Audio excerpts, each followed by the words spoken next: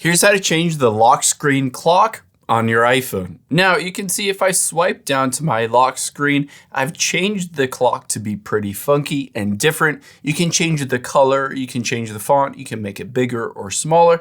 I'll show you how to do all of it. Now, the easiest way to do this is to get into the settings of your iPhone.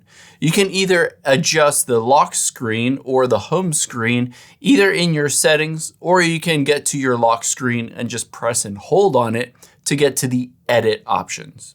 However, if you're in the settings, we can scroll down to wallpaper, and then on your lock screen, just tap on customize.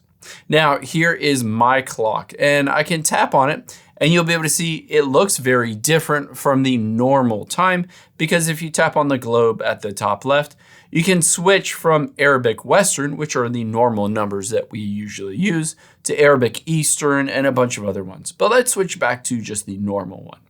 Now on here, you can see at the very top, I can swipe over to different clock fonts here. And then when I'm at different clock fonts, I can either make them more bold by swiping to left, or more narrow or skinny by swiping over to the left. However, keep in mind, I do have more options on here for the colors as well. I can change the color to different ones and then use the slider again to make it more transparent or to make it more bold. And then at the very bottom, I can use this slider as well, again, to make it more transparent or to make it more opaque so that it stands out.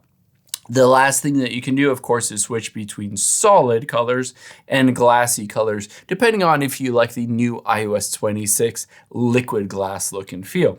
When you're ready with all of those, all you need to do is tap out of here and then hit done. And you'll be able to see if I swipe down from the top left, there is now a new clock with a new font, color, etc.